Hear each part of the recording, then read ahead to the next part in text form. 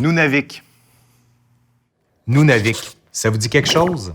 Ça signifie « endroit où l'on vit ». Tout simplement.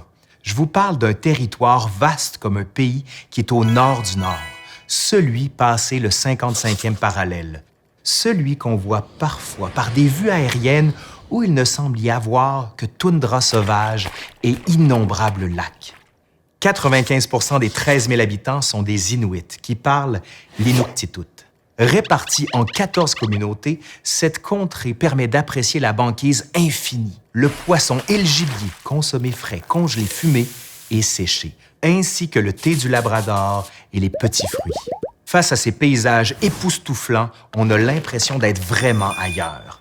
Là-haut, aux confins du Québec, on peut y voir des ours, parfois polaires, des bœufs musqués, des caribous, des belugas, des ombres de l'Arctique, des lagopèdes et profiter des activités traditionnelles telles que le traîneau à chien, la chasse ou la pêche sur glace. Les chants de gorge, quoiqu'un jeu ludique, sont bien souvent compétitifs. Ce face-à-face se termine lorsqu'un des deux participants est à bout de souffle ou rit, tout simplement.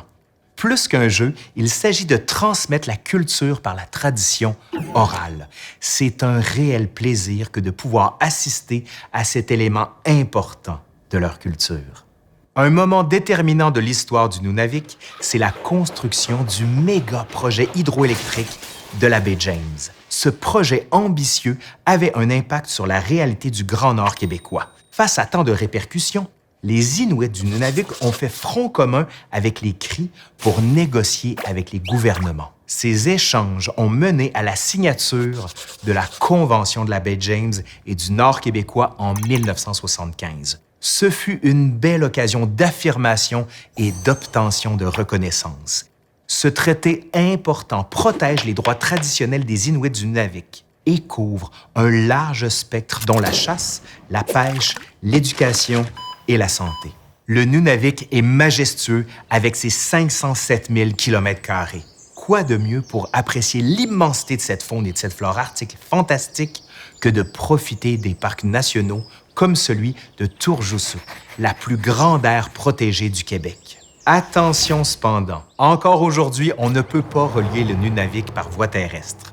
2 heures en avion de là-bas à Montréal et jusqu'à 1 heure entre certaines des 14 communautés. Le Nunavik, c'est l'incarnation même de ce Grand Nord qui nous fait tant rêver. C'est la beauté au premier coup d'œil.